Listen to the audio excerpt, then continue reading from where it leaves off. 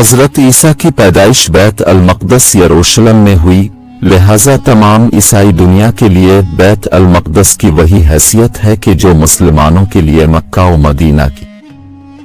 जब हज़रत ईसा का ज़हूर हुआ तो इस वक्त इस तमाम इलाके पर रूमी हुक्मरानी कर रहे थे।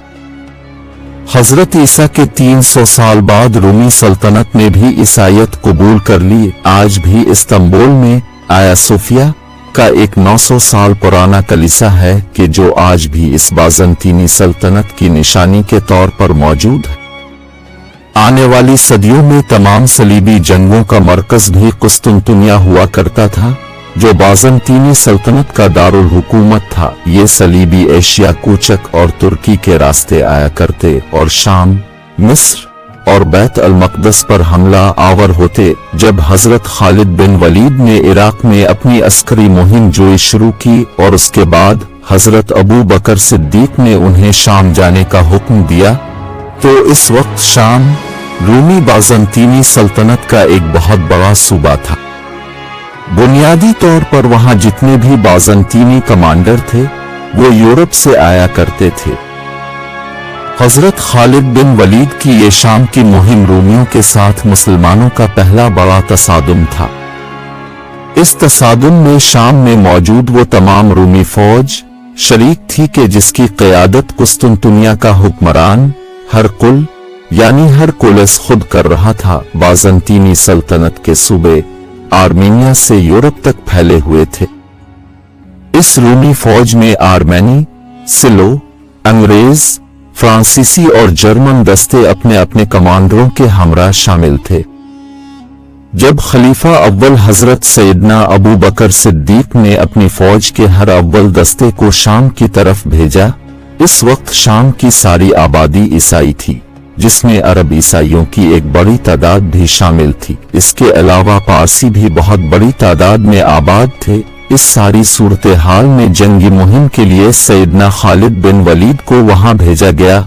शाम में पहले से मौजूद दस्तों में से एक की क़यादत जलील अल-क़द्र सहाबी अमीन अल-उम्मत हजरत सैयदना अबू उबैदा बिन अल-जर्रा कर रहे थे, जो अशरा मुबश्शिरा में से भी है।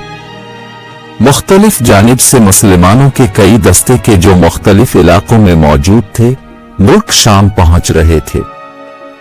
उनके मुकाबले पर हिरकल ने एक बड़ी फौज इकट्ठी करना शुरू कर दी।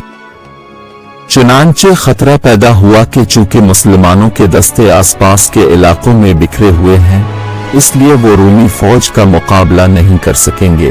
कहीं ऐसा ना हो कि इन मुसलमान दस्तों को इकट्ठा ही ना होने दिया जाए और एक एक दस्ते को अपनी अपनी जगह पर हमला करके तबाह कर दिया जाए। हिरकल की हिकमत अमली भी यही थी कि वो भारी लश्कर के हमरा इन मुसलमान दस्तों को मिलाने वाले रास्तों को मुनक़ते कर दे।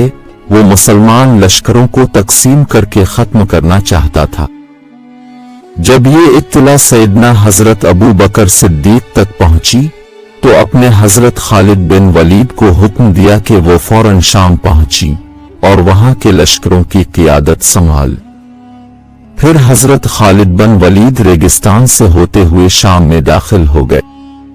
रूमी फौज को ये तवक्को ही न थी कि मुसलमान लश्कर इस रास्ते से भी आ सकता है। शाम पहुंचकर सैयदना खालिद बिन वलीद ने सबसे पहले अबू उबैदा बिन अल-जर्रा से राबता कायम किया और फिर दोनों अफवाज आपस में मिल गईं। आपस में बैठकर सलाह मशवरा करके जंगी हिकमत अमली तैयार की गई और फैसला किया गया कि तमाम मुसलमान फौजें फी फौर इकट्ठी हों, ताकि अकेले दुश्मन के नरगे में आने की बजाय एक बड़ा लश्कर तश्कील दिया जा सके, जो बराह रास्त रूमी सल्तनत के क़ल्ब यानी दमिश्क पर कब्जा करने की कोशिश करे।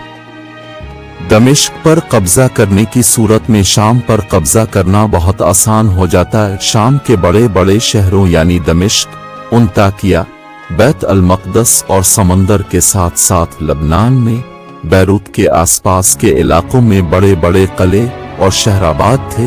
शाम बाज़ंतीनी सल्तनत का सबसे खूबसूरत सूबा था और यही वजह थी कि वो बहुत शिद्दत से इसका दिफा कर रहे थे।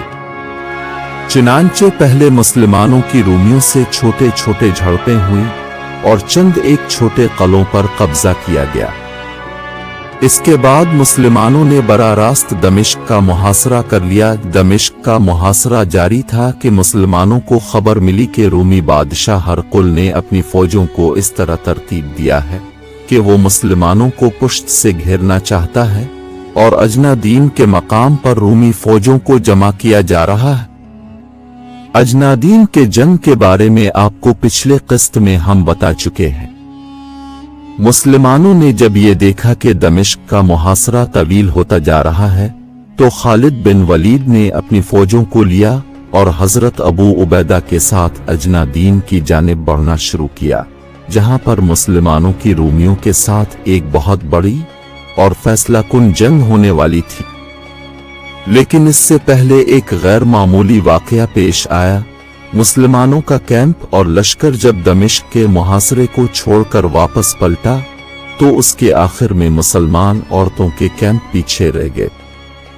सैयदना खालिद बिन वलीद जब थोड़ा आगे निकल गए तो रूमी किले से बाहर निकलकर इस कैंप पर हमला आवर हुए, जिसमें मुसलमान औरतें थीं। इन हमला आवरों की तादाद तकरीबन 6000 थी। रूमियों ने मुसलमान औरतों के खैमों को घेर लिया। इनमें हजरत खौला भी थी, जो मशहूर सहाबी हजरत ज़रार की बहन थीं।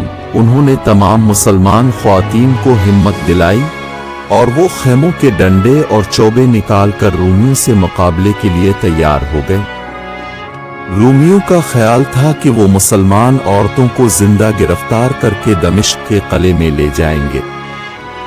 खालिद बिन वलीद को जब ये इत्तला मिली तो वो फौरन पलटे और सिर्फ मुट्ठी भर मुजाहिदीन को साथ लेकर गैज़ व गज़ब के आलम में क़यामत बनकर कुफार पर हमला आवर होगी। कुफार को अंदाजा ही नहीं था कि उन्होंने किसको छेड़ दिया है।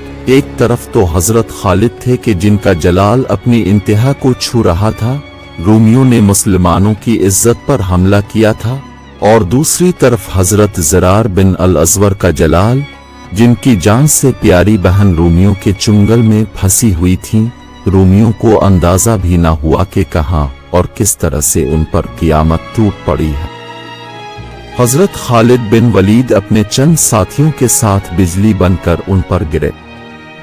6000 रूमियों में से सिर्फ चंद सौ ही बमुश्किल अपनी जानें बचाकर वापस किले तक पहुंच सके। बाकी पूरी फौज इसी मैदान में काट दी गई। जैसा कि हम बता चुके हैं कि सैयदना खालिद बिन वलीद दुश्मन पर हल्का हाथ रखने के कायल ही न थे। वो जब तलवार निकालते तो जब तक 1000-2000 की गर्दनें न उतार लेते उनको सुकून ही नहीं मिलता था। हजरत खालिद बिन वलीद के वो सारे कारनामे जो ये इराक में फारसियों के खिलाफ अंजाम दे चुके थे, उनके शाम पहुंचने से पहले ही रूमी फौज के एक एक सिपाही से लेकर सिपहसालार तक पहुंच चुके थे, और हजरत खालिद का नाम सुनकर ही दुश्मन पर कपकपी तारी हो जाती थी।